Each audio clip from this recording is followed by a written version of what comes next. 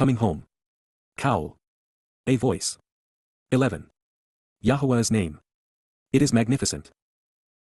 The previous chapter was the most cathartic of our journey, exuberant with the good news about Daud, the Son of God and the Messiah, and tragic with the recognition that Jews and Christians alike have denied his magnanimous sacrifice to such an extent that the truth now seems incredulous. Their perversions have done irreparable harm. Fortunately, it's not too late to know and embrace the truth. In the decade remaining prior to their return, humankind has one last opportunity to discover who Yahowah is and what Daud has done. And once we realize what they are offering and asking in return, we are prepared to join the covenant and enter heaven. So, with ample opportunity to learn from the Torah, YYV1C11, let's continue our journey. At this juncture, there are scores of places I'd like to explore, but before we chart a new course, let's continue a while longer on the path we are currently navigating. It will assuredly lead us to the purpose of our quest, being right. After the exhilarating rush of the 6th, 7th, and 89th Mizmor, here is the 8th. To La, on behalf of, the enduring guide and everlasting director, Natsak, the continuously glorious and majestic conductor in every endeavor over an unlimited duration of time, based upon, Al, the Githith winepress, Ha-Githith, an idea or instrument associated with a winepress. This is a Mizmor melody in lyrics, Mizmor, a song to be sung, by Daud the beloved, Daud, of the exceedingly passionate, boiling over in adoration and loved in return, the adored friend and admired associate. Mizmor/lyrics to sing/Psalm 8, introduction and dedication. One of many reasons we know that the beloved Son of God recognized that Yahowah's Torah was a source of teaching and instruction, guidance and direction, is because he dedicated many of his Mizmor songs to the enduring guide and everlasting director. While seldom acknowledged, Natsak speaks of God, not man, as it addresses the one who is continuously glorious as a majestic conductor, a guide for every endeavor over an unlimited duration of time. There is only one such individual, Yahowah. Daud composed 3 Mizmor which began by referencing the Githith winepress in conjunction with Sukkah camping out with our Heavenly Father, 8, 81, and 84. I suspect the reasons were many, including the realization that Daud was given the responsibility of cultivating Yahowah's vineyard. Other reasons may include the fact that, while good wine caresses the palate, for it to blossom, the vines from which it is harvested must be chosen based on what they are capable of producing. They must be tended with care, their grapes must be pressed to be productive, and the resulting wine must be allowed to mature under the proper conditions. When wine is consumed responsibly, it is a wonderful accompaniment to an evening meal. At the same time, consumed irresponsibly, it is capable of incapacitating the judgment of the unrestrained.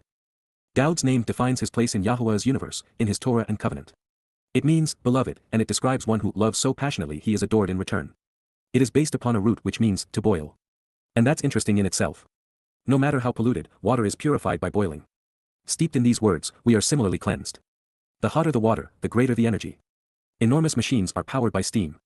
This speaks of our transition from limited physical beings to vastly more energetic spiritual ones. Not only is water the source of life and its most essential ingredient, but the steam produced when energy is added is also reminiscent of the set-apart spirit, of whom Daud was filled. Knowing where these Mizmor lead, it's also relevant to know that being Tzadak right, something Daud was recognized by God for being, is what leads to Yah's love. In other words, Daud was loved because Daud was right. It is vital to our approach to God and his testimony.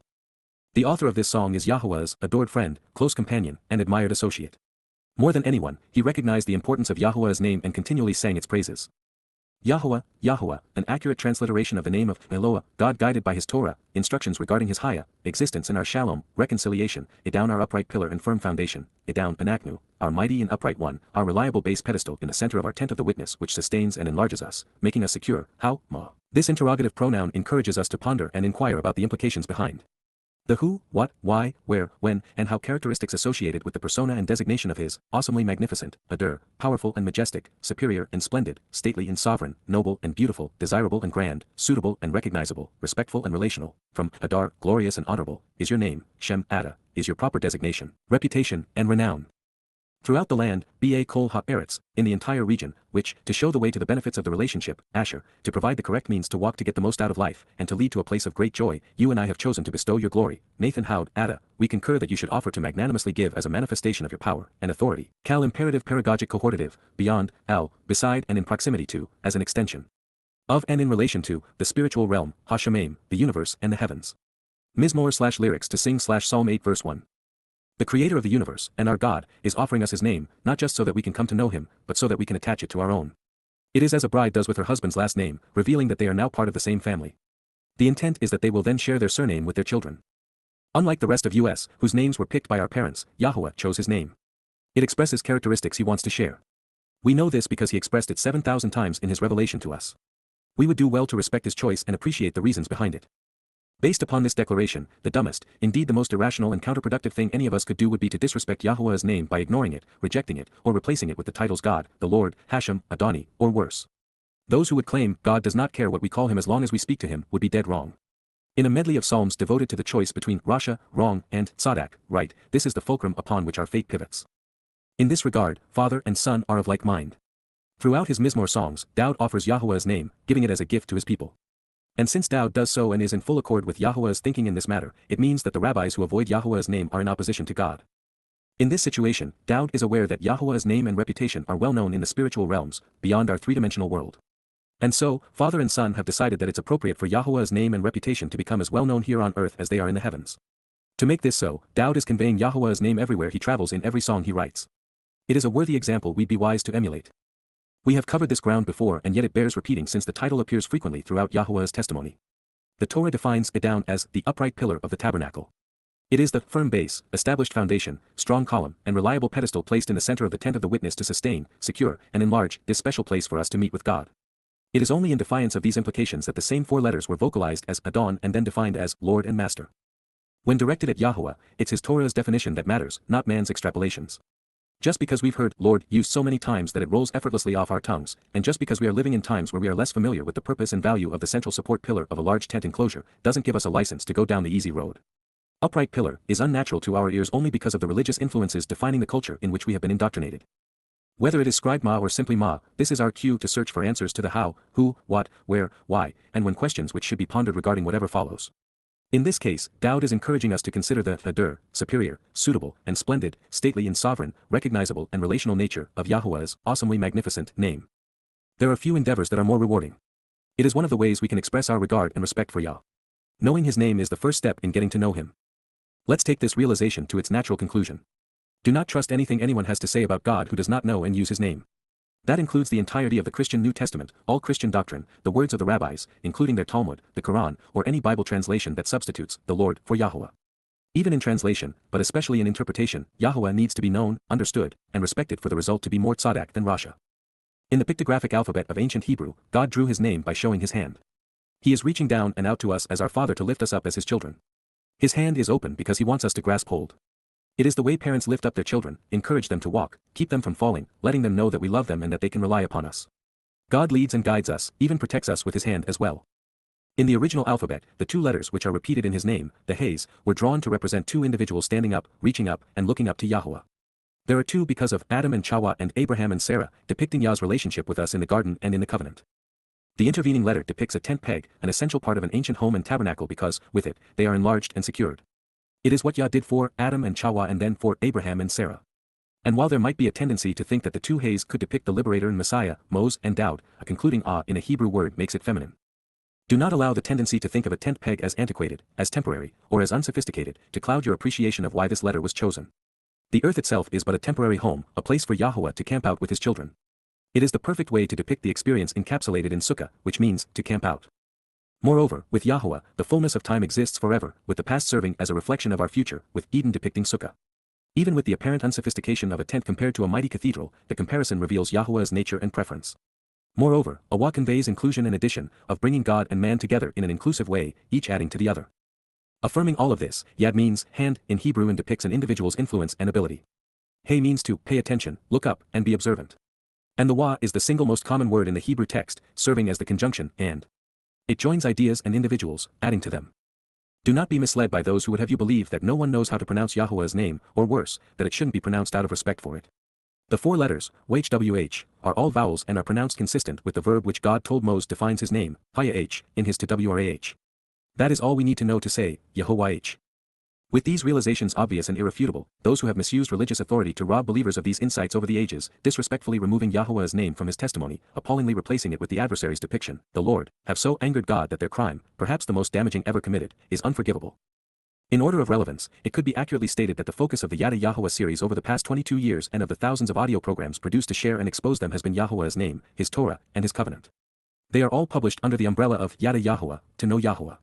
Quite simply, our priorities are as they should be, Yahowah and Daud, Torah and Berith, Micro-EY and Yisrael. Collectively, they are the essence of life, liberty, and the pursuit of happiness, particularly the joy experienced in Eden. They are the means to enlightenment and enrichment, knowledge and understanding. According to Daud, Yahowah's name is not only beautiful and desirable, it is a magnificent and magnanimous gift that Father and Son have chosen to bestow so that we might benefit from the path they have provided to get the most out of life.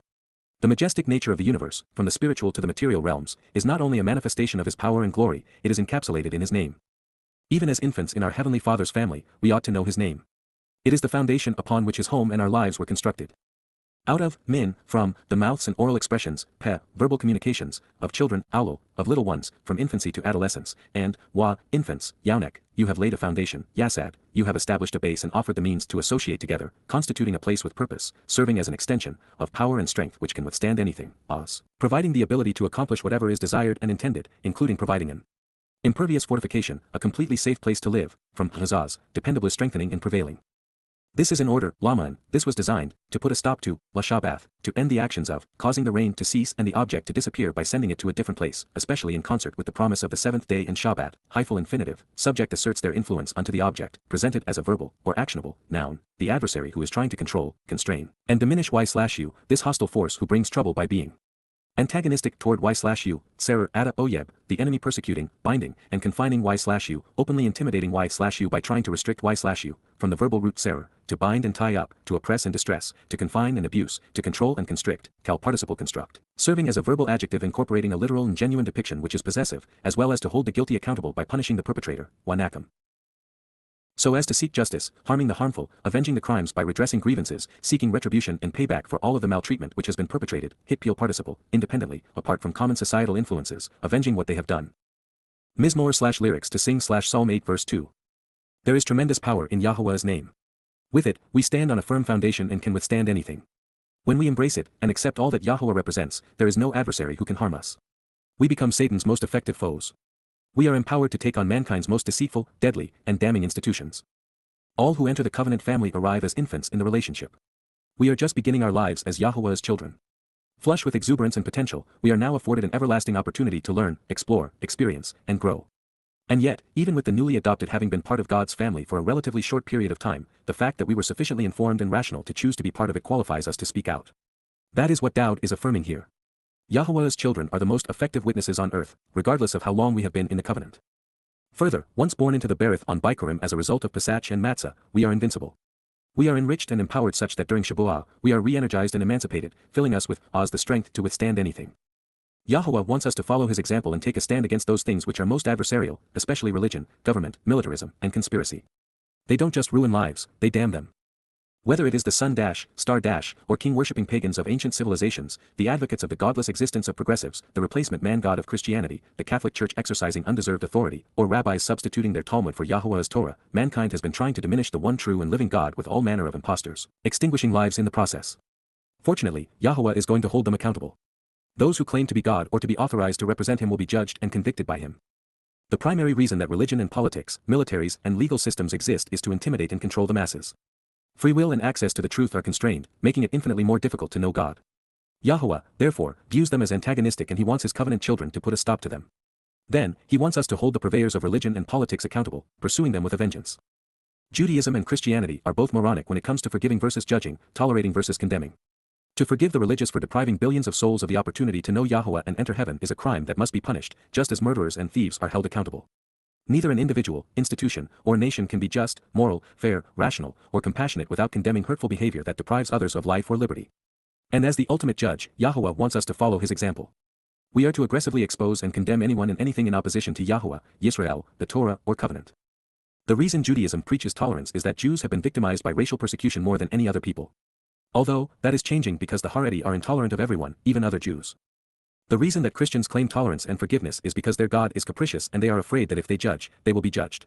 Although, there is very little affinity between Christian denominations and acrimony against those whose lifestyles they reject. It will be entertaining to see popes, Caesars, and pharaohs grovel. And yet, there will be great sadness knowing how many souls they poisoned and abused. In many ways, Dowd's proclamation in Mizmor 8:1-2 serves as a prophetic affirmation of the promise Yahowah made as Moses and the children of Yisrael sang the Song of the Sea at the conclusion of the Exodus.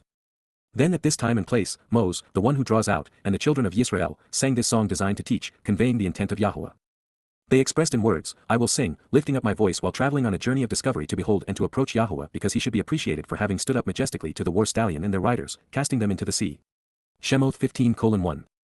Yah is my source of strength, my means to empowerment, my fortification and protection, the one whom I can rely upon because he never changes, my source of boldness and courage, making me capable and the best I can be, empowering and enriching me. He has become and always will be my means to approach, to be delivered and liberated, even saved.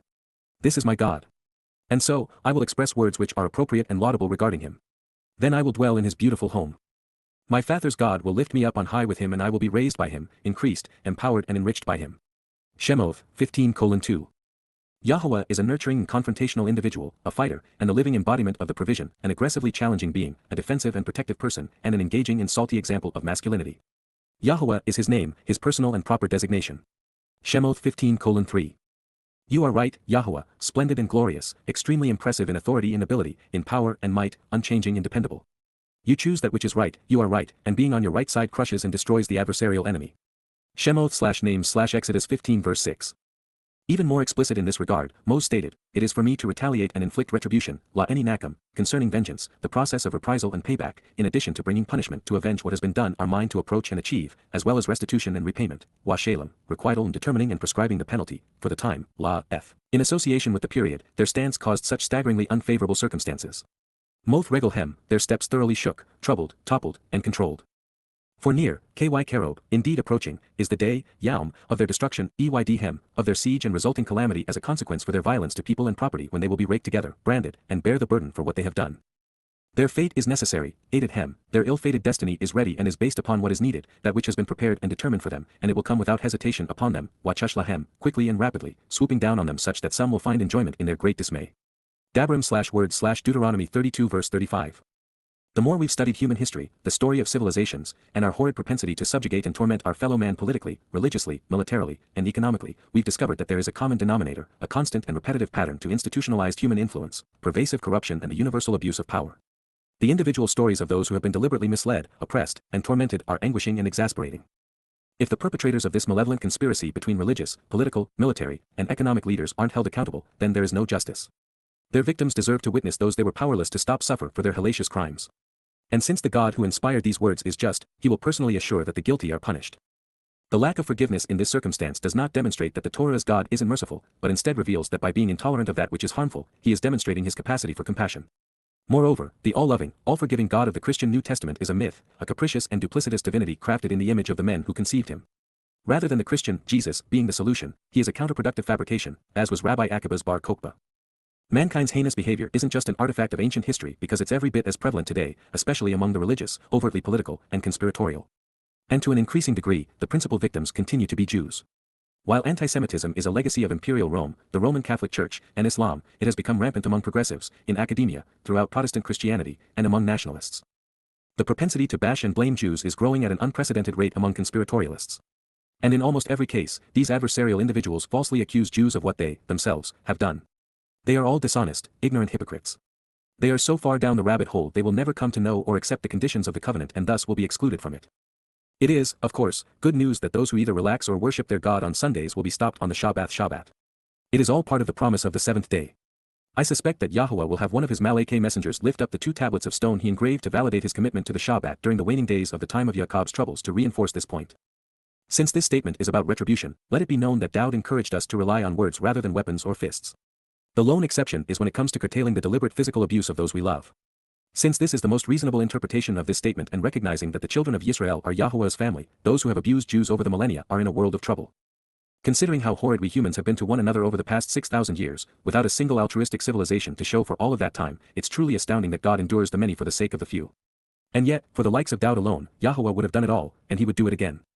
Truly, when, ky, and by way of contrast as, I look at, I am shown, observe and examine, envisioning, kal imperfect, your heavens, the universe and spiritual realm, shemaim, ada, your lofty abode and also the sky and stars, even the atmosphere above, the accomplishments, maaseh, the products and extension of energy and effort, from asa, the acts and engagements, efforts and effects, of your fingers, etzba, ada, of the digits of your hand, the moon, yerek, the means to distinguish months and establish a calendar, and stars, wakaukab, the light of the stars, which, to reveal the benefits of the relationship, asher, to show the correct path to walk to get the most out of life, to encourage us, bless us, and to elevate us, such that we would be genuinely happy, you have fashioned and formed, kun, you have prepared and established, peel perfect, in a moment in time you caused this to occur. Mizmor 8:3, what, ma, who, why, and for what reason is mortal man? Inaush, humankind, ordinary men and women, people who are all but incurable, anxious, and despairing, singular, indistinguishable in the text from anush, sick beyond hope, despairing, frail, weak, and desperate, that by comparison, ky, by contrast and to the contrary, you are mindful of him, zakarhu, that you speak the truth publicly about him, remembering him, and the son of man, wa ben Adam, the child of Adam, the first man conceived in God's image with a conscience, singular. That surely, KY, that making an exception, truly, you take stock of him and relate to him, packet who, you relay your message to him and account for him by writing things down for him because you value him. Mizmor/lyrics to sing Psalm 8 verse 4. The reason that the universe is so big is so we would know our place and relative position within it, particularly in comparison to our Creator. It is also large so that we might better anticipate what awaits us in the future. Scientifically, there are many more reasons, all of which are interesting, including the fact that we are the product of first-generation stars. It does us well to consider why Yahowah created us and why he continues to relate to us when he is greater than we can imagine, and we are infinitesimally small by comparison. There is another interesting reason, one that reveals our position within spacetime. Yahowah calculated the exact amount of energy required to create the stage for the kind of life we enjoy within the formula of relational time he desired. From the perspective of the Creator at creation, the universe is 6 days old and about to enter its 7th. Time at the source of the Big Bang moves 1012 faster than it flows on Earth, making the 14 billion years since light energy first coalesced into matter and time began to flow, equivalent to 6 days relative to the observer at the source. It is now 10 years shy of 6,000 since Adam and Chawah were expelled from the Garden of Eden, and so, in 2023, we are just a decade away from our return. The universe is 6-dimensional with Yahowah existing in the 7th. This includes the 4 we know as spacetime in addition to the unknown source of separation and attraction incorrectly labeled dark energy and dark matter. Returning to the question posed by Dowd in Psalm 8 verse 4, as a father, I know the answer. And that is by design. Every parent should be able to recognize the obvious. In that Dowd has made this personal, initially presenting Yahowah's viewpoint from the perspective of children and now speaking of the son of a man, I'm going to personalize it further. One of the reasons I don't attempt to pray away my struggles with family is that without them I'd have no basis upon which to appreciate Yah's vantage point. So, while my experience is limited to a single home and 2 sons, and I'm decidedly imperfect as a father, I enjoy a wonderful relationship with one son and have become estranged from the other. It wasn't always that way. My eldest and I were so close we would refer to one another as twins, just 30 years apart. And yet, 5 years ago, after doing several things that are among the most altruistic and appropriate, especially compassionate and loving that I've accomplished, and entirely on behalf of my sons, my eldest attacked and shunned me, preventing me from continuing to see my granddaughter whom I dearly love, and grandson whom I was just beginning to know. I had intervened to protect him and his brother from the debilitating accusations and demands of their mother, enriching and empowering both by liberating the trust funds I had provided for them in a selfless and thoughtful parental manner. I asked for nothing in return, and yet, irrationally, I was banished from his life. There has been no opportunity to resolve the conflict that severed the relationship and forestalled love. So, it is through this anguishing and bewildering experience that I was given a glimpse into the perspective Yahowah's beloved Son is sharing. What is it with us that we are so hard on ourselves and so difficult to reason with and please? Why do we reject God's desire to enrich, empower, and liberate us? Through life's experiences, I have also come to appreciate Yahowah's struggles with Yisrael, whom he calls his bride. Just as Yahowah pronounced his divorce from Yisrael through Hosea, I divorced my wife of 34 years because I could no longer resolve or endure her borderline personality disorder and resulting propensity to be dishonest, mean-spirited, and condescending, with her coming from a place where there was no correlation between what she believed and reality. I continued to withdraw over time until there was nothing left except lies, heartache, and frustration. What's interesting in this regard is the need for a renewal of the covenant. Since according to the Torah, a man cannot remarry a wife whom he has divorced, Yahowah must resolve the fracture between Yisrael and Yehudah, and then transform the united result, betrothing himself to his perfected bride through a covenant which is slightly and yet magnificently different, not only in that its Torah guidance will be written inside of his people, interwoven into the fabric of their lives, but also in that it will focus entirely on guidance without prohibitions. This is the message of Jeremiah 31. In spite of the perceived difference in scale and ability, Yahowah actually created us as close to himself as was prudent, such that we could relate to him, and he to us, without being overwhelmed or underwhelmed. Endowed with these attributes, and with the benefits of the covenant enriching and empowering us, Yahowah will enhance our status, bridging this gap through a straightforward transformation from matter to energy and from 3 to 7 dimensions. In this way, we will literally become his sons and daughters. Therefore, then so, you have made him somewhat diminished, withholding something, chaser who, ma'at, caused him to be a little less empowered, lacking and thus needing something to sustain life, slightly lower, from God, min, Elohim, than the almighty or potentially, mighty spiritual beings, and yet, you surrounded and enveloped him, adder, you crowned and honored him, enriched and embellished him, providing for him the blessings, adornments, and symbols associated with status. With honor and respect, with an abundance of riches, with a powerful presence and glorious reward, kabod, such that his personal significance is extraordinary and that he is enormously valued, along with, in addition to, the most appealing attributes, valuable qualities, and useful aptitudes, hadar, being attractively adorned, revealing great partiality and favoritism. Mizmor/lyrics to sing Psalm 8 verse 5. Yahowah made us in his image, and thus very much like himself, just with vastly less power and a finite lifespan, currently capable of operating in fewer dimensions, all for our own good. That said, the abilities we were given are more than sufficient for us to know our Maker and engage in a meaningful relationship with him. And once that occurs by way of the covenant and Moedim, Yahowah uses Bikurim and Shabuah to mitigate the differences between us, enriching and empowering our souls. While we don't act like it, we are the pinnacle of creation. And indeed, based on the nature of his testimony, Yahowah has given us the capacity to think, to closely examine and carefully consider his words. It is apparent that Yahowah thinks more of us than we think of ourselves. Beyond this, ponder the distinction, indeed, the honor, of being invited to be part of Yahowah's family, to become the sons and daughters of God. Imagine the enrichment and empowerment, the enlightenment and freedom he envisions for us. The covenant's benefits provide an abundance of riches. Truth be known, we were created as a living proverb. We can stand upright, freeing our hands to do as we choose. We have opposable thumbs to fashion and use tools, including the ability to turn the pages of his Torah and hold writing instruments to expound upon what it means to us. We are afforded ears to listen, eyes to see, mouths to speak, and brains to process it all. We are given a conscience to discern right from wrong and the free will to respond accordingly. Vulnerable, we must use our intellect to survive. We choose our life partners, conceive and raise children in a familial setting, sheltering and protecting them, parenting them by teaching and guiding them, with mothers and fathers contributing in different ways such that everything about us serves as a word picture of the covenant.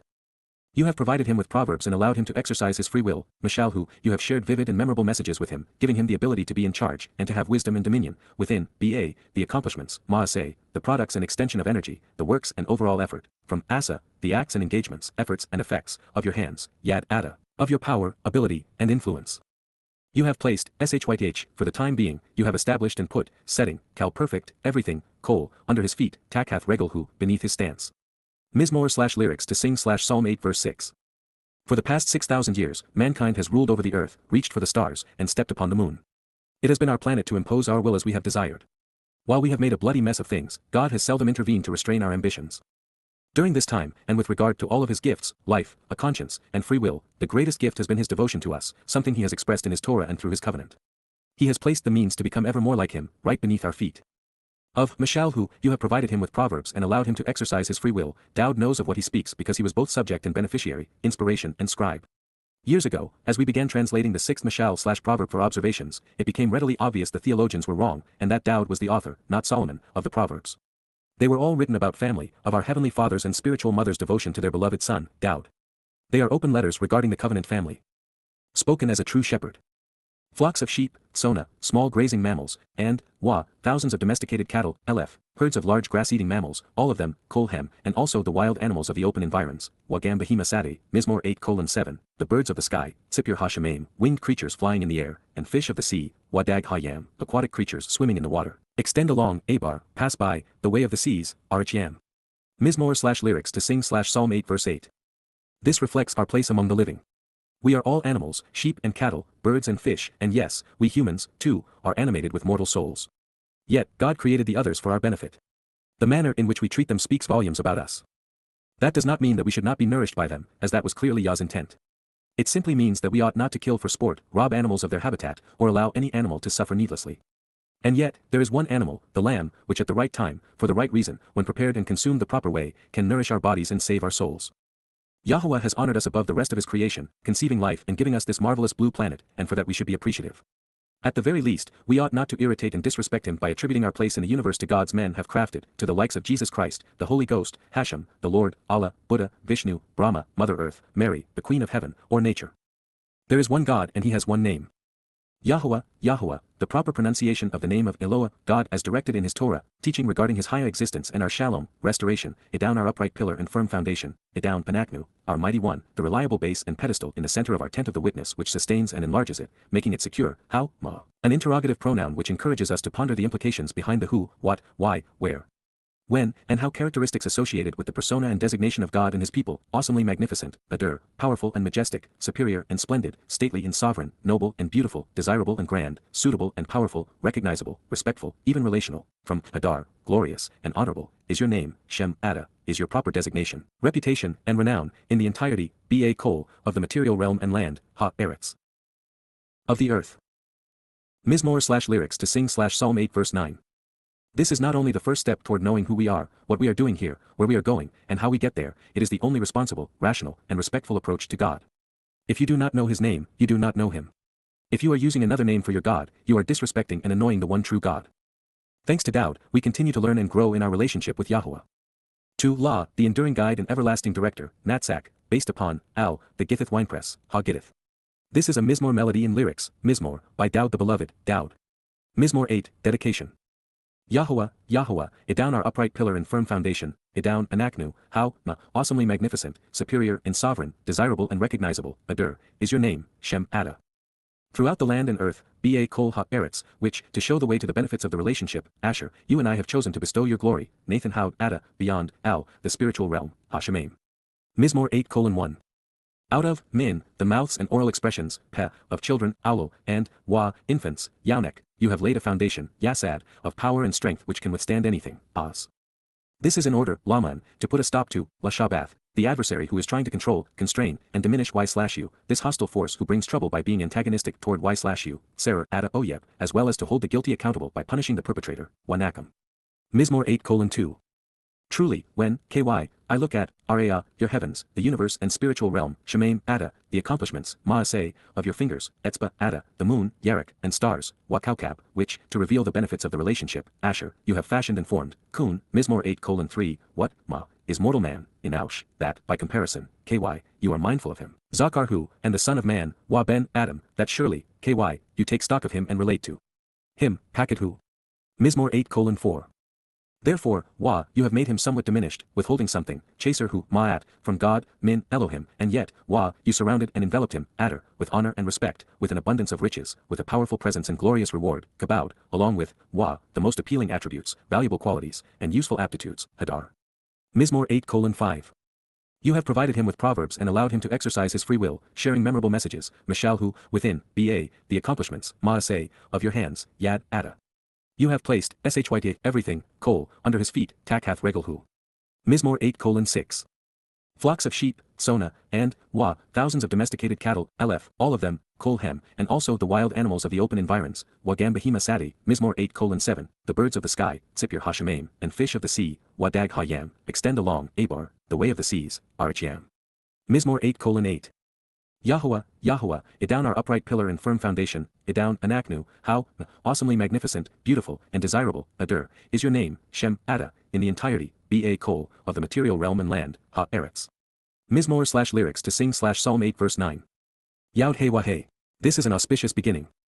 To La, on behalf of, the enduring guide and everlasting director, Ha-Natzak, the continuously glorious and majestic conductor in every endeavor over an unlimited duration of time, upon the death of the son, Al-Muthlahaban, over the child dying. A Mizmor melody in lyrics, Mizmor, a song to be sung, of Daud the beloved, Daud, the exceedingly passionate, boiling over in love and thus loved in return, the lover and the beloved, the adored friend and admired associate. Mizmor/lyrics to sing /Psalm 9, introduction and dedication. We have 4 ways of looking at the death of the son. First, while the first of Daud's physical bodies is long gone, having passed away, it was never relevant. His soul endures. In the end, Daud will return to the physical realm, serving at Yah's right hand during the millennial celebration of Sukkah. At this point, a physical form will be entirely optional. Using the E=mc² formula, Daud will be able to convert some of his light energy into matter at any time of his choosing, making a corporeal form available when needed while never a liability. Then there is Daud's second Basar body, which was of paramount importance because it served as the Passover lamb by dying. This body is long remembered but long gone, having been incinerated before the sun set on Pesach in accordance with the Torah's instructions. As for his soul, it was deployed to endure matzah and then was reunited with the Ruach Kodesh set-apart spirit on Bikurim. In this way, Daud became Yahowah's firstborn son.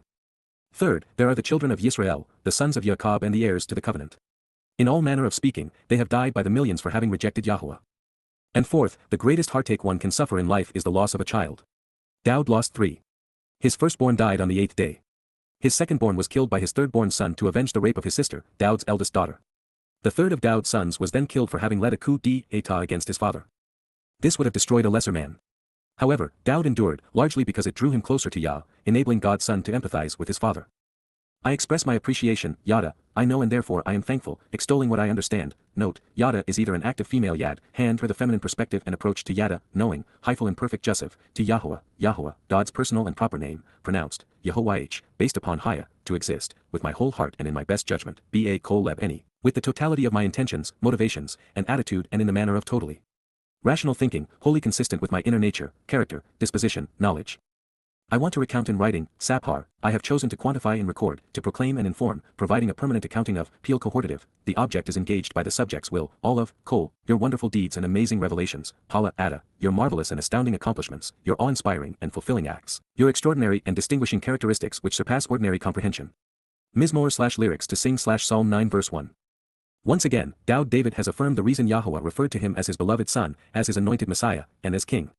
His thoughts and words were devoted to sharing what he had come to know about Yahowah. He was engaged in the most important and beneficial mission in the universe. Also relevant, especially in the age of social media video presentations, Dowd was committed to the written word. No doubt, he had a singer's and orator's voice, but nonetheless, he wrote the lyrics of his songs so that they would endure the test of time. Further, Dowd, as the lead participant throughout the unification of Yisrael and during the fulfillment of the Mikra, was always more than just a prophetic eyewitness. When he chronicles the events transpiring during Pesach in 33 CE, he knows what he is talking about because he endured it. I will rejoice, Samak, I will of my own volition delight in and be elated by, Cal in perfect cohortative, actually, continually, and by choice, and jubilantly express my admiration, celebrating, Wah, alats, and so I want to triumph, being victorious over all adversaries, with you, Ba, Ada, in you. I want to sing, Zamar, I have chosen to combine lyrics with melody to musically give voice, to your godly name, Shem, Ada Elion, to your highest and proper designation, revealing your supremacy and status. Mizmor/lyrics to sing Psalm 9 verse 2.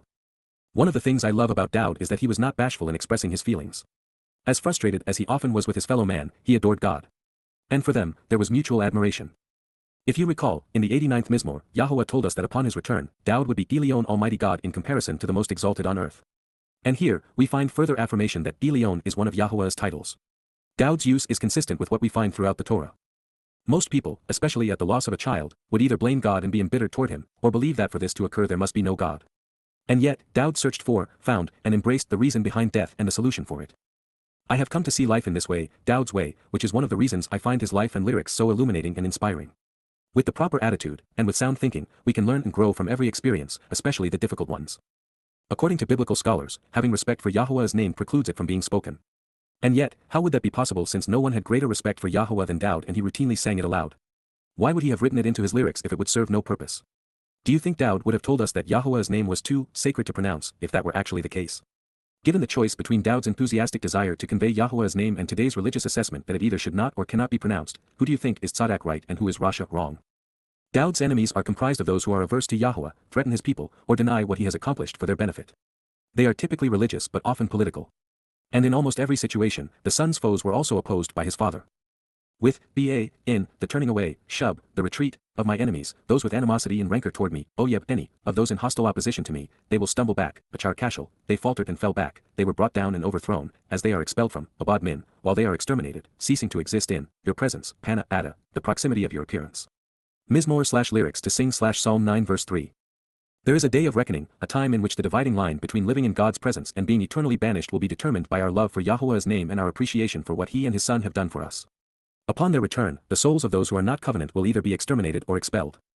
There was something extraordinarily important articulated here that I suspect most everyone will have read past without notice, even though I tried to attune readers to it prior to and after Dowd's pronouncement.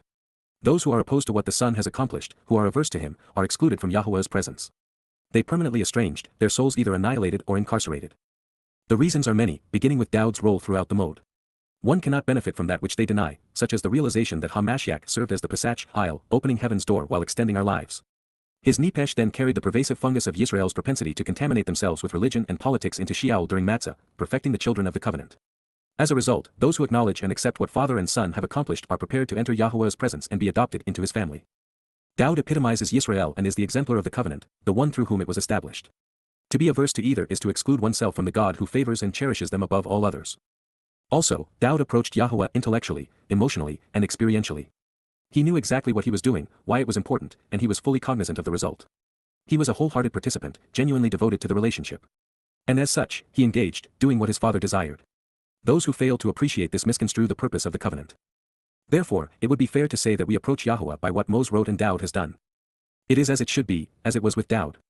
Yahowah introduced himself to us in his Torah and proved his existence through his prophets. He has provided all of the information we need to exercise good judgment to determine what is right and wrong about God. This process is interactive, with Yahowah revealing and us observing. Yahowah designed and equipped us for this purpose. For, KY, you have acted upon and engaged in, Asa, you have worked, laboring in and bringing about, doing what was needed to accomplish, my decision-making process regarding my means to resolve disputes, Mishpat any, me using good judgment and being discerning to correctly resolve differences, my ability to judge and be just, to govern and resolve controversies, a compound of Ma, which encourages us to question the how, who, what, where, when, and why and Shapat, to decide, to judge, to resolve disputes, to exercise good judgment, and to execute justice, and my ability to judge and be judgmental, distinguishing between right and wrong, Wadine any, and my judgment, my arguments and debates, and my cause, when I should defend and plead a case and claim, or when to speak out against someone or something which is wrong in a condemning manner, my capacity to correctly argue and judge. And you have established, Yashab, so you have restored, from 11 QPs, the approach to the seat of honor, Lakais, that which concerns the place of authority. You have decided and judged correctly, Shabat Tzedek, you have rendered the right decision, you have been just, rational, and fair, from 11 QPs where Shabat is second person perfect. Mizmor/lyrics to sing/Psalm 9 verse 4. This is about acting upon good judgment and making informed and rational decisions. This was and will always be the way the judge will decide our fate. The path to knowing Yahowah and understanding what he is offering and what he expects in return is neither through obedience nor faith. Yahowah provided his Torah, Nabi, Wa Mizmor so that we could be thoughtful and discerning in our response to him. Therefore, the process to the desired result necessitates listening before speaking and observing before engaging. The pronouns are particularly telling in this statement. Daud used you 3 times, indicating that he is addressing Yahowah, showing that God acted and engaged based upon Daud's judgment, that God established the seat of honor, and that he rendered the right decision.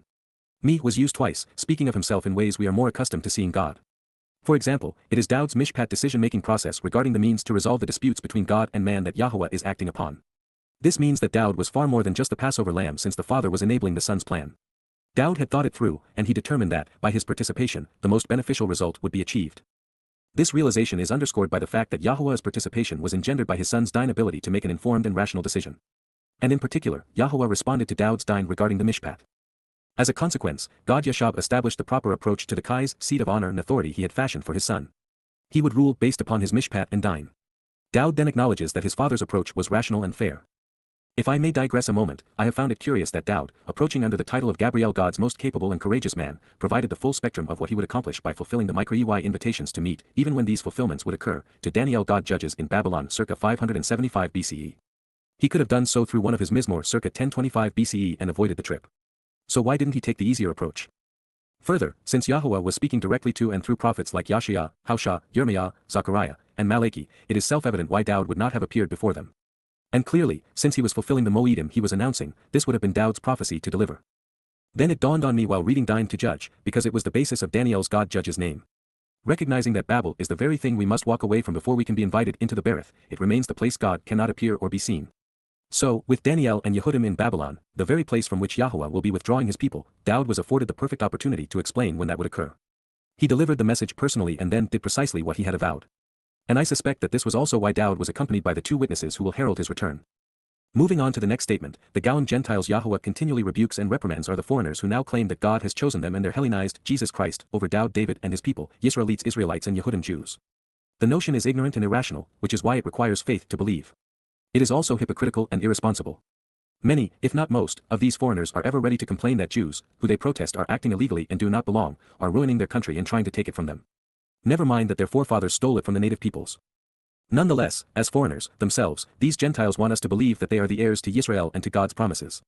And yet, they hate the very race that provided not only the Passover lamb but the entirety of Yahowah's witness.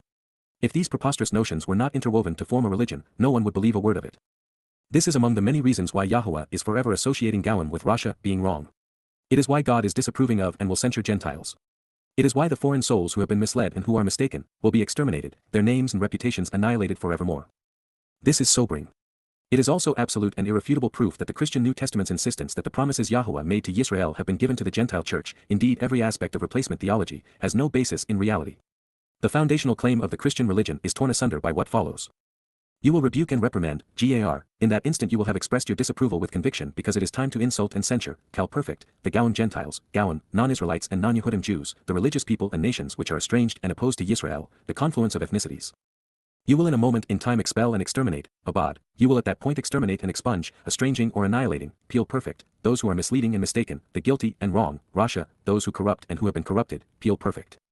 Their names, Shem-Hem, their designations and reputations, you will have blotted out, Macha, you will have wiped away and removed, Cal perfect, forevermore, including their testimony, La, Alam Wa, Od, consistently and continually, for all time, serving as a witness in antiquity of eternity because of this. Mizmor/lyrics to sing/Psalm 9 verse 5. So much for the notion that God disowned Israel to form a new alliance with Gentiles. In the end, and because their religions are in wholesale conflict with what Daud has done, Yahowah will rebuke and reprimand the Gentiles. This reprimand will not, however, be resolvable or redeemable. God's disapproval will lead to having one soul either expelled or exterminated, incarcerated forever in Sheol or obliterated. Being wrong about Daud is not without consequences.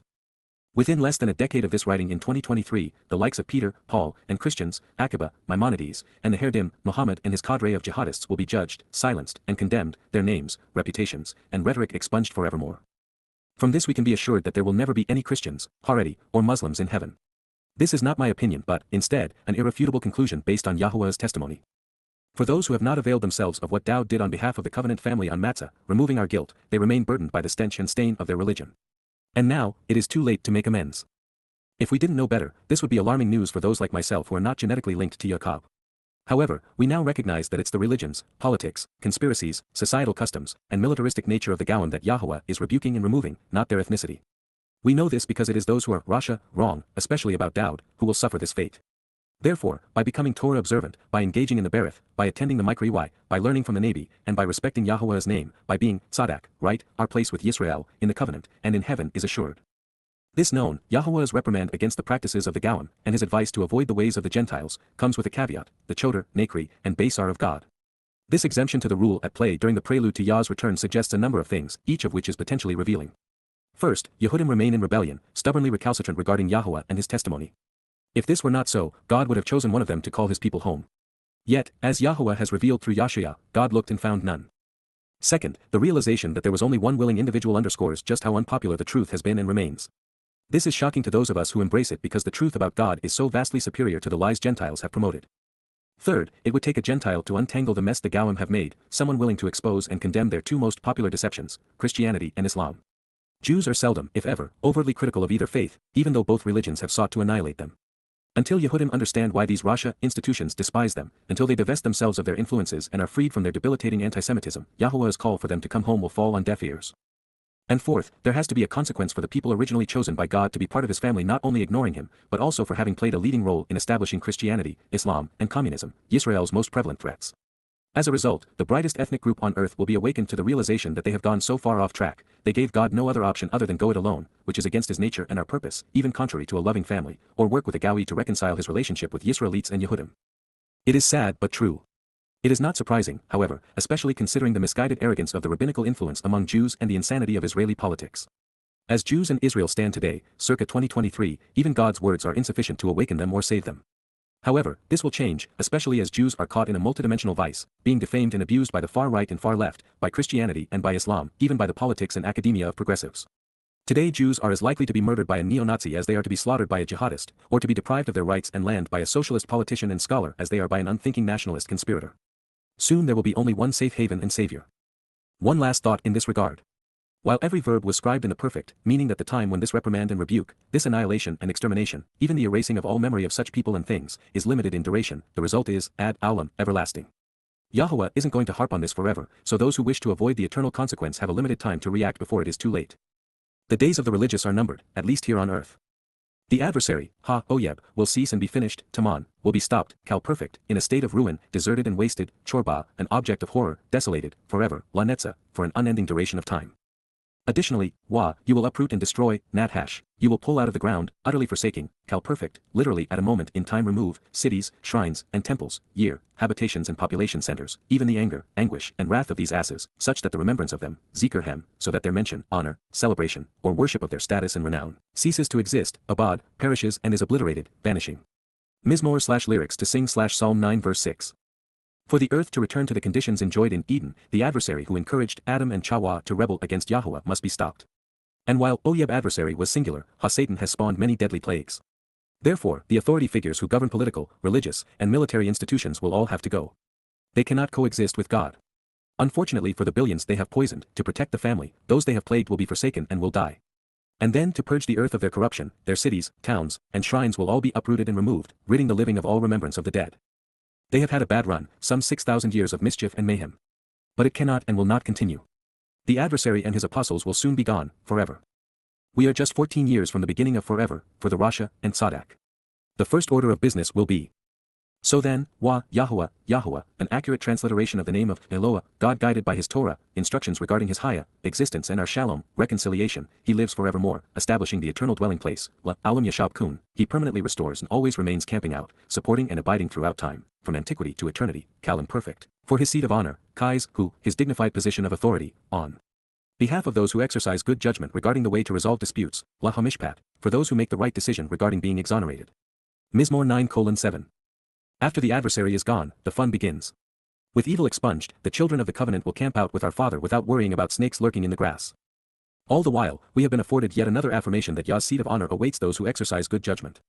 God is really smart, and he doesn't seem interested in wasting his time surrounded by a bunch of dummies. While they will be forgotten, they will not be forgiven. The religious will be held accountable for robbing so many souls of the opportunity to live and others of a life worth living.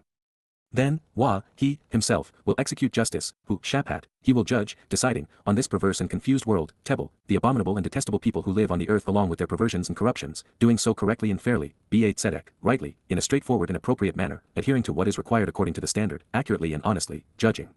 He will decide based upon what is right and wrong, such that a reward or punishment may follow in accordance with the agreed set of principles. Imperfect, the nations and people who are religious and political, individuals from distinct national and religious interests and geographical locations, the populations of different countries and regions who congregate together under their leaders and who are governed by antiquated philosophies, many of which are evolved from Babylon, in a straightforward and equitable manner in conformance with the established standard. Mesharim, justly in an upright and fair way, from Yasher, the right way, in a straightforward manner, on the level and upright. Mizmor/lyrics to sing/Psalm 9 verse 8. Since we have previously considered revelations which indicate that Yahowah will delegate the business of judgment to Daud, who will probably do likewise, as God, Yahowah remains ultimately responsible. He, and those through whom he adjudicates, will do so fairly and correctly. And while this is true, for those being judged among the wayward nations, there is no favorable outcome. Once we come to grips with the implications of free will and with the realization that there are three potential fates awaiting human souls, not just a reward in heaven or torment in hell, we realize that God can be just and fair. And as soon as we come to appreciate that we are returning to Eden, we understand why the religious and political must be expunged from the earth. And it will all occur in accordance with Yahowah's Torah instructions. Ours is a perverse and confused world, one a perfect being would find unpleasant, indeed nauseating, so something must change to accommodate his arrival. In this regard, as a loving father, God will protect his children. Therefore, Yahowah, exists as, was, is, and will be, a safe and secure place to dwell, Mizgab, an inaccessible and impenetrable stronghold in which to live and as a fortress, a refuge in high places, for those who have been harassed, afflicted, or slandered, Lahadak, for the abused, crushed, distressed, and subjugated, a safe and secure place of refuge, Mizgab, an inaccessible and impenetrable stronghold in which to live serving as a fortress, a dwelling in a high. An elevated place, from Sagab, elevating, exalted, and inaccessibly high, as troubling times approach, Lath Bat Sarah, during periods of impoverishment and destitution. Mizmor/lyrics to sing/Psalm 9 verse 9. While this is true, I don't think it is universal. There is no indication that Yah will reach out and protect those who haven't listened to his call to come home. Therefore, the most secure location as troubling times approach will be the place closest to God, Yisrael and Yehuda. He said it so many times and in so many ways, it's incredulous that as few as 1 in a million take him at his word. There are 1 billion souls who call God Shiva, 1.5 billion who call him Allah, and 2.5 billion who claim he is Jesus. Another 15 million refer to him as Hashem and Adoni. They would all be wrong. Fictitious gods are highly unreliable. Only the real one can be trusted. Then, those who know, Yada, those who are made aware of, recognize, and respect, becoming acquainted and familiar with after having been shown, and who acknowledge and understand, participle construct, a literal and actual, highly descriptive depiction in concert with what follows, your name, Shem, Ada, your personal and proper designation and reputation, they will trust and rely upon you, Batach Ba, Ada, are confident and secure in trusting you, imperfect, because, ky. For indeed, surely. Indeed, ky, you have not and will not abandon or forsake, lo, Azab, those who seek you, Darash Ada, Yahowah. Mizmor 9:10. These benefits await those who are seeking Yahowah and are not afforded to others, thus excluding Christians, Haredi, Muslims, and Hindus. At the very least, those who seek to know the living and true God must do so by name. There is no merit to knowing Jesus, Allah, or the Lord. In the end, it all comes down to Yada Yahowah. His Torah is the place to find Yahowah, to come to know him, to appreciate what he is offering, and to understand what he is requesting in return. The only question is one of desire. Do you want what is best for you and your soul, for those you love, and are you willing to invest the time to learn the truth? Are you sufficiently rational to accept Yahowah's offer once you are made aware of it? You should want to sing, Zammer, choose to combine lyrics with melody to musically give voice, Peel imperative, to, La, regarding approaching, Yahowah, an accurate transliteration of the name of Eloah, God guided by his Torah, instructions regarding his Haya, existence, who establishes a dwelling place, Yashab, who inhabits, abides, and remains, on Sion among the signs posted along the way, Sion, the markers used to non-verbally communicate the direction to, identity of, and location of the ridgeline between Daud's home and Yahowah's home on Mount Moriah. Of your own volition, choose to report among the people and family, Nagad Ba Amim, conspicuously announce, providing evidence to inform, making known within the family, hyphal imperative second person masculine plural, what he has done, Alalahu, his actions, deeds, and endeavors. Mizmor/lyrics to sing/Psalm 9 verse 11. This is the prime objective, and it is central to our being, to our very existence. The desire to sing and share what we have come to know should flow out of us like a spring of living waters. It is why these words appear before your eyes. However, no matter how majestic the name, how melodious the song, how marvelous the lyrics, how lovely the home, how magnanimous the deeds, or how compelling and beneficial the report, if you don't acknowledge and accept the offer, it is all for naught, at least for the reticent soul. Moreover, we are reminded that there is only one name to whom our song should be directed. If not to Yahowah, the lyrics are hopelessly shrill and counterproductive. Also, Yahowah has but one home on earth and it is on Sion, the ridgeline that runs along the crest of Moriah from Daud's residence to the summit. If you are looking for God, do not bother with the Vatican, Mecca, or America. You will not find him unless you search for him within the Torah.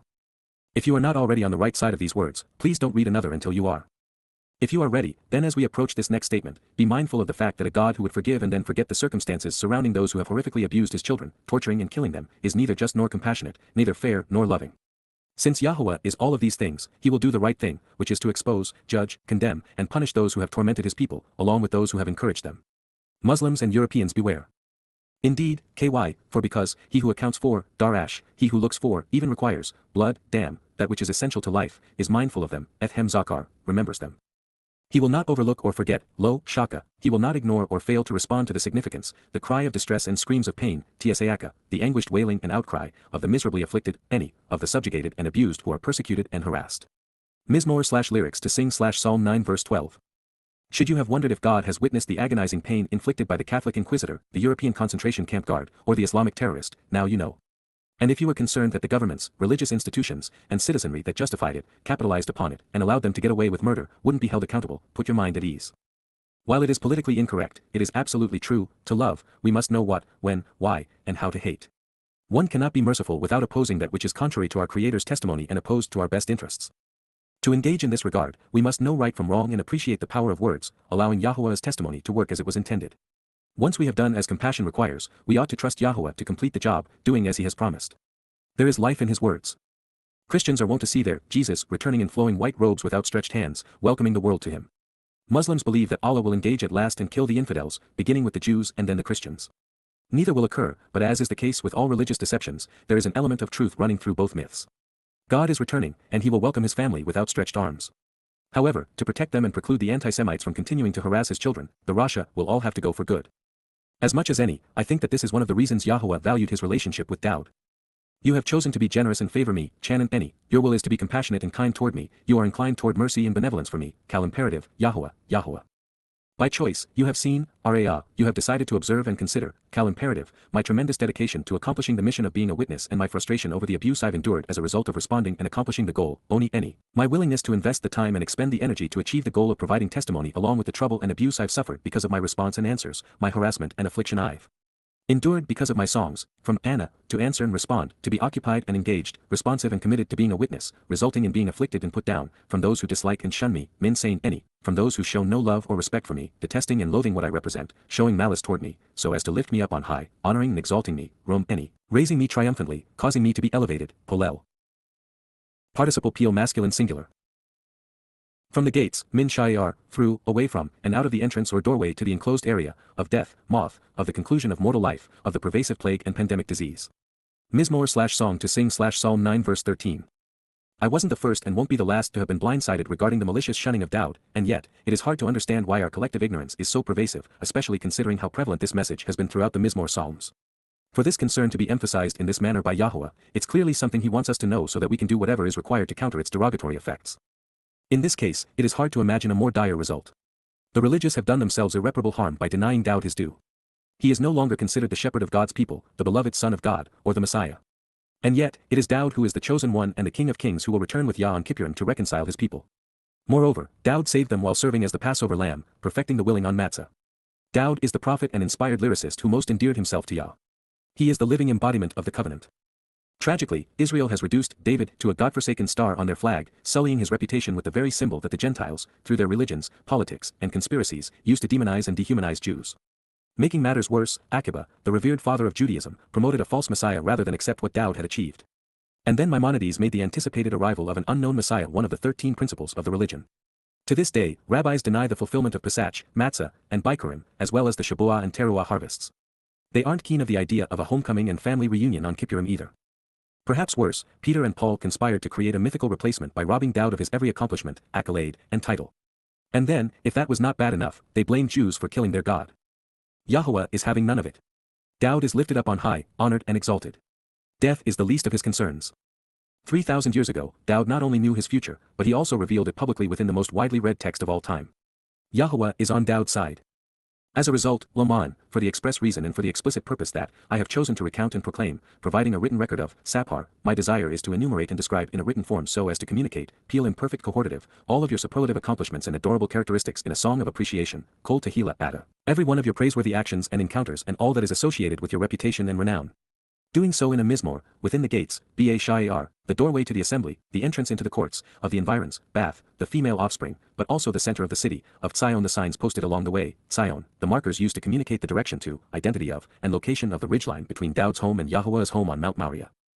I will take great pleasure in rejoicing in and celebrating, GYL, I will express my positive and joyful attitude in song, Kal in perfect cohortative, your liberation, deliverance, and salvation, Yeshua, Ada, your provision, rescue, and victory. Mizmor/lyrics to sing Psalm 9 verse 14. Guess who is coming back home?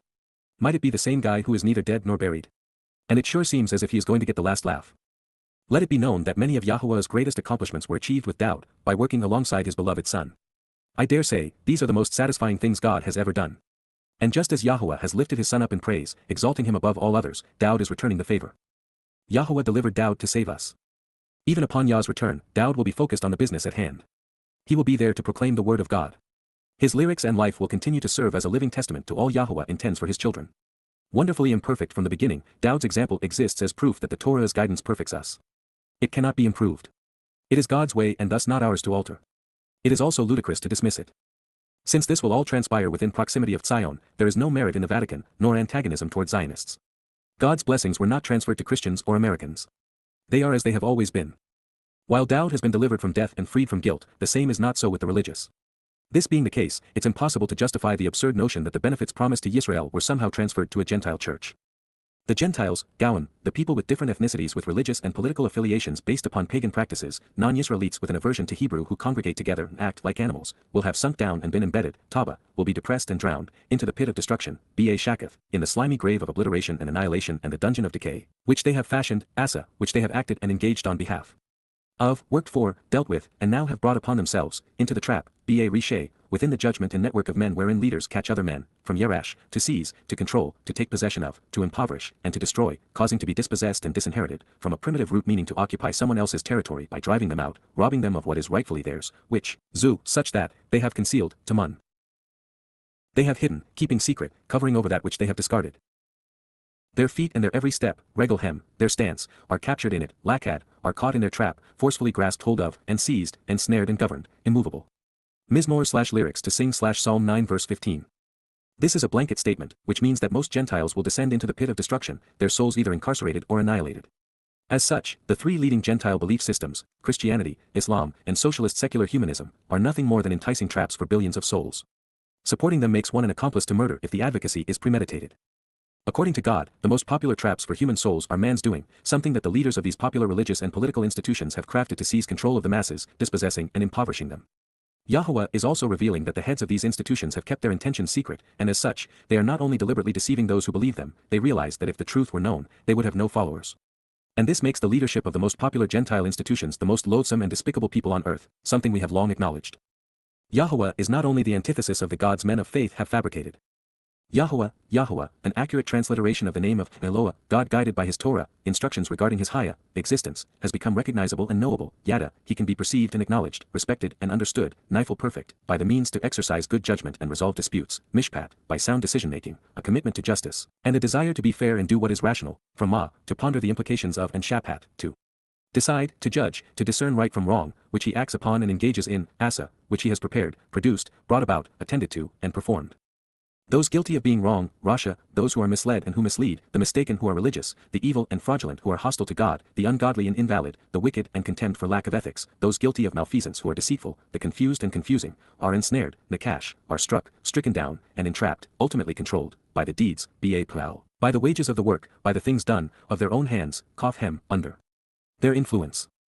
Meditate and reflect on this, Higayon Selah, pause and consider the implications. Mizmor/lyrics to sing Psalm 9 verse 16. Since God can be known, there is no reason for faith. Since the means to understanding him is through exercising good judgment, believing is superfluous.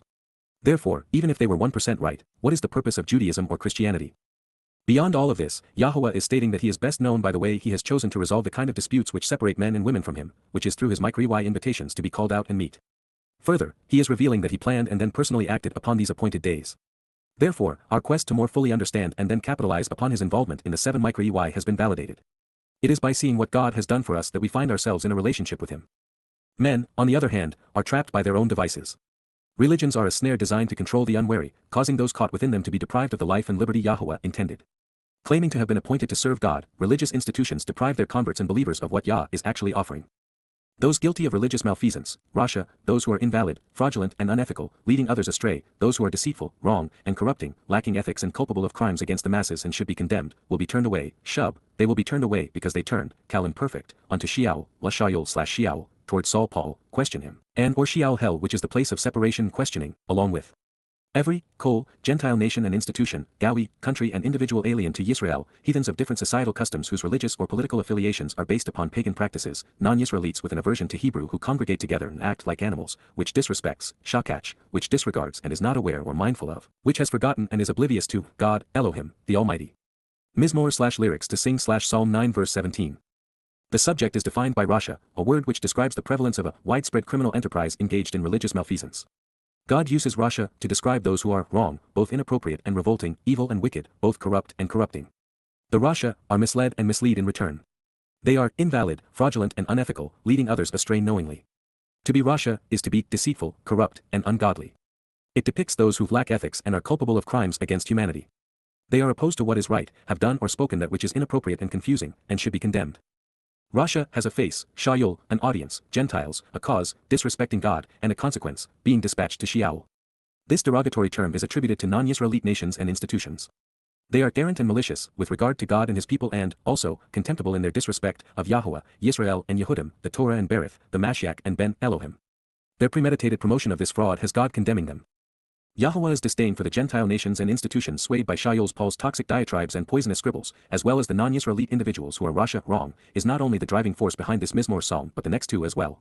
Consider this a prophetic warning against replacement theology, especially the religious and political manifestation of Babylon, Roman Catholicism and the United States. The operative verb in this statement is shub. It means to turn and, thus, describes having one's course changed, either altered or swayed by compulsion or choice. In this case, it is by Shayul and to Sheol. This is a dire warning for Gentiles, their nations and institutions. Regardless of whether you render Shayul as the person Yahowah called the plague of death and father of lies, or Sheol as a place of eternal separation, Gentiles are headed in a hellish direction. Their rendezvous with God will be brief and highly unpleasant. Whether it's Paul's New Testament, Akiba's Talmud, Muhammad's Quran, or liberal man's progressive agenda, the result has been that the overwhelming preponderance of the world's population has become oblivious to Yahowah's name, nature, testimony, and plan. Humankind has been allowed to exercise free will and has made a mess of things. This is not intended to be a referendum on individual souls but, instead, on human institutions, nations, and empires. While people are both good and bad, right and wrong, the larger the group, the worse humanity becomes. By contrast, indeed, by comparison, the plight of those willing to receive deliverance, who consent to and accept the offer of assistance, those who seek liberation from troubling circumstances, yearning for better from God and who are open and willing to accept what God is offering, from Abba, to be willing, to accept, to desire and to consent, will not be forgotten, lo, la netzach shakach. The enduring lives and legacy, the confirmed and everlasting truth, shall not be overlooked or disregarded. For this expectation, tikkuah, this positive outcome, this connection and longing, on behalf of those who are responsive, anah, for those who answer and reply, will not be forestalled or squandered, abad, will not be foregone, given up, lost, nor delayed, forever, affirming the witness for an unlimited duration of time on behalf of the everlasting testimony. Mizmor/lyrics to sing/Psalm 9 verse 18. The difference between the experience in Sheol versus Shemaim is as vast as 7 dimensions are from 1, as extreme as volition is to incarceration, and as vast as the ultimately expansive and liberating is from the infinitesimally small and confining. And yet, one word may be all which separates them, and a responsive. We have been invited to attend the micro-EY and our reply leads to participation in the berith. Collectively, our answer to them opens heaven's door for those willing and desirous of accepting such assistance. This perspective on the Torah's central theme has long been forgotten, indeed, squandered, lost under an onslaught of religious edicts and laws, but this will not always be the case. Soon there will be a revival of expectations and a time of responsiveness. Father and son are returning on a date that is certain, and they will be offering reconciliation to those who are willing to accept their offer. One of the most interesting internal studies of Jews, particularly at the time Christianity and Judaism were fermenting, involves the Ebionites, ethnic Jews who based their identity on Ebion being responsive. What we know of them is limited, and much of it is subject to considerable religious malfeasance. To their credit, they were resolutely Torah observant, and they recognized that HaMashiach had come to fulfill Pesach. As a result, they were overtly hostile to Peter and Paul, rejecting everything these men wrote and said. They are the only reason we have some record of what Dowd revealed during the Sermon on the Mount and Olivet Discourse. But because they were largely right, they were opposed by every other faction in the Jewish community. And while viciously and relentlessly attacked by Shaul Paul as Judaizers, ultimately it was Rabbi Akiba who destroyed them. Yahowah has not forgotten his chosen people. Reminding Yehudim that he still cares about them, and that he is committed to liberating them from the ongoing abuse men have heaped upon them, is the reason behind this prophecy. Without exception, we can confidently expect everything Yahowah has promised to be fulfilled. This remains especially true for Yisraelites because they have been the recipients of most of Yah's promises. But please note the caveat. This positive outcome is directed toward Ebyan, those who seek liberation and yearn for better from God, who are open and willing to accept what he is offering. This is one of many places where the actionable root speaks as loudly as the noun derived from it. Ebyan is from Abba, to earnestly desire acceptance. God's offer is open to everyone, but only those who accept will benefit. Your desire is to arise, take a stand, and encourage. Tum, your choice is to establish and confirm, coming onto the scene to provide validation and proof. Yahowah, Yahowah, God's personal and proper name, pronounced, Yahowah, based upon Haya, to exist. Do not allow mortal man to prevail by being controlling, oppressive, and overbearing, al-hinaush bazaz, and let nothing of ordinary and common men who are brazen and defiant remain, kal imperfect Joseph. The Gentile institutions and nations, Goim, the non-Yisraelites, the individuals and countries of different societal customs and ethnicities with religious or political affiliations, must be judged, Shabat, be tried based upon determining what is right and wrong, be decided upon and discriminated against, then be condemned and punished as deserved, nifal imperfect, upon, before or during, your appearance, panim, ada, your presence. Mizmor/lyrics to sing/Psalm 9 verse 19. The religious and political ways of man are indelibly intertwined and debilitating. This must end for heaven on earth to begin. Please recognize that the one making this request of Yahowah is Daud, our Messiah and King. And as such, Father and Son are not coming back to redeem mankind but, instead, to thwart human schemes. This statement pits the family of man against Daud, his people, Yehudim, and the family of God. This is profoundly important. This statement also provides a refutation of the counterproductive notion found in today's Christian New Testament, judge not lest you be judged. Since God is taking a stand against the schemes of mortal men, since he is judging the Gentiles, we would be right to do the same. It is only by exercising good judgment and by being discerning that our response to God is thoughtful and responsive. Gentiles estranged from Yahowah and opposed to Yisrael will not endure God's return. Whether they be counted among Christians, Muslims, progressives, as agnostics and atheists, conspirators, or caste-imposing Hindus, they will be seen as an impediment to peace upon his return for his people. As part of Goim nations and institutions, they remain estranged. As mere mortals, they will not survive. The Messiah is clearly not amused by their religion or politics, their militaristic and conspiratorial ways. He would ask of Yah. It is my choice and your decision to constitute and impose upon them, shyth, we are in agreement that it is best if you appoint for them, put, place, and set upon them, cal imperative cohortative pedagogic he energic second person masculine singular, a sense of dread and fear, the disconcerting realization, maura, a sense of respect born out of valid information and authorized instruction, Yahowah. Yahowah, the proper pronunciation of the name of Eloah, God as directed in his Torah. Teaching regarding his higher existence and our shalom, restoration, that the Gentiles, Goim, that the non-Yisraelites, the individuals and countries of different societal customs and ethnicities with religious or political affiliations, realize, Yada, come to know and recognize, they are mortal, hem, inaush, that they are just men. Pause now and reflect on this, Selah. Mizmor/lyrics to sing/Psalm 9 verse 20. In a way, Christians have been right all along. God is coming for their church, albeit to destroy it. There are only two ways to get out of this life alive, one good, and the other bad. Those whose souls are not extinguished will either spend eternity in Shemaim with Daud or in Sheol with Shaul. They are either Tzadak right or Rasha wrong. Prior to composing these translations, I was unaware that the initial Mizmor Psalms were all written prophetically of Daud's role in the fulfillment of the Moedim, from Pesach to Sukkah in the last days. Between Kippurim and Sukkah there will be a time of conflict between Yehudim and Goim, between Yahowah and mortal man. There will be a referendum between relationship and religion. As is our custom, let's reconsider Daud's words without interruption or comment. To La, the enduring guide and everlasting director, Ha-Natzak, upon the death of the son, Al-Muthla Ha-Ben. A Mizmor melody in lyrics, Mizmor, of Daud the beloved, Daud. Mizmor 9, Introduction. I express my appreciation, Yada, to Yahowah, Yahowah, with my whole heart and in my best judgment, B.A. Qowl Lebeni. I want to recount in writing, Sapar, all of, Qowl, your wonderful deeds and amazing revelations, Paula Ada. Mizmor 9:1. I will rejoice, Samak, and jubilantly express my admiration, celebrating, Alatz, with you, B.A. Ada.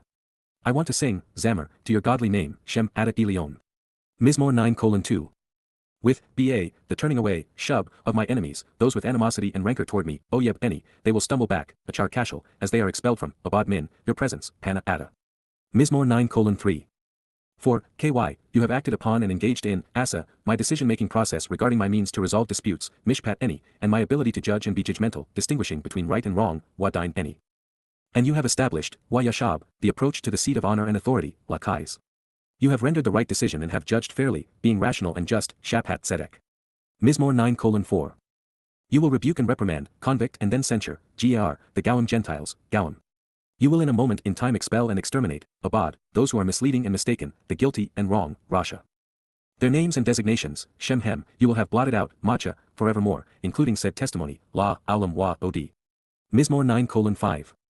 The adversary, Ha-Oyeb, will cease and be finished, Taman, in a state of ruin, deserted and wasted, Chorba, forever, La Netza.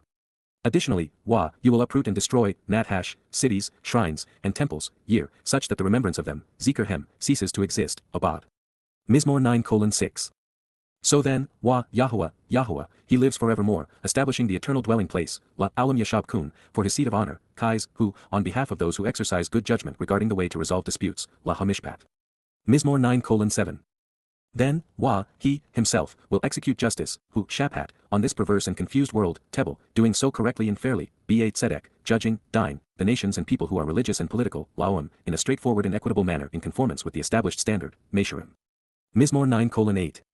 Therefore, Wa, Yahowah, exists as, Haya, a safe and secure place to dwell, Mizgab, for those who have been harassed, afflicted, or slandered, Lahadak, a safe and secure place of refuge, Mizgab, as troubling times approach, La Eth Batsera. Mizmor 9:9.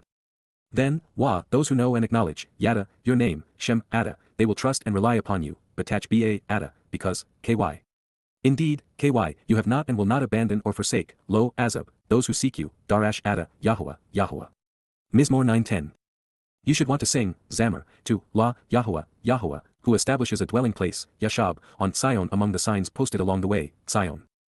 Of your own volition, choose to report among the people and family, Nagad Ba Ha Ammon, what he has done, Alalahu. Mizmor 9:11. Indeed, Ky, he who accounts for, Darash, blood, dam, is mindful of them, Ethem Zakar.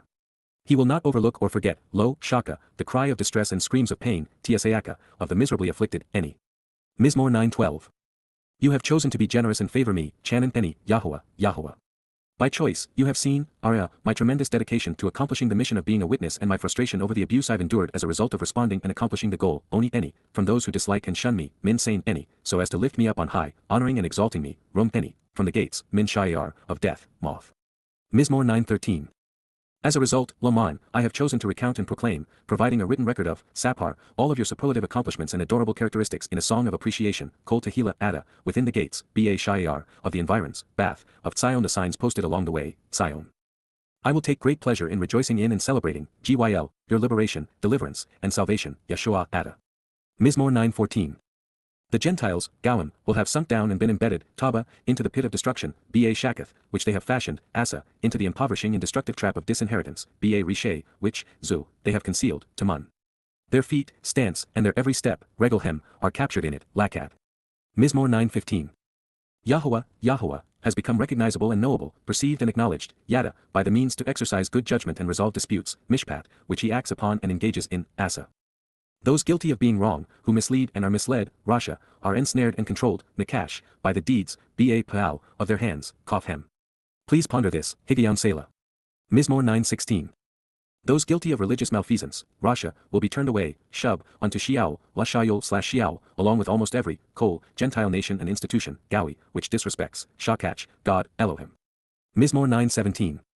By contrast, Ky, the plight of those willing to receive deliverance, who accept the offer of liberation and assistance, yearning for better, Ebyan, will not always be forgotten, Lo, La Netzach Shakach. For this expectation, Tikwa, on behalf of those who are responsive, Ana, will not be forestalled or squandered, Abad, forever, Ad. Mizmor 9:18. Your desire is to arise and take a stand, establishing and encouraging while providing validation and proof, Kyum, Yahowah. Do not allow mortal man to prevail by being controlling, oppressive, and overbearing, Al-Inaush Azaz. The Gentile institutions and nations, Gawim, must be judged and condemned, Shapat, upon, your appearance, Panim Ada. Mizmor 9:19. We are in agreement that it is best if you constitute and impose upon them, Shyth, a sense of dread and fear, the disconcerting realization born out of authorized instruction, Mara, Yahowah, that the Gentiles, Gawim, realize, Yada, they are mortal and just men, Hem, Inaush. Pause now and reflect on this, Selah.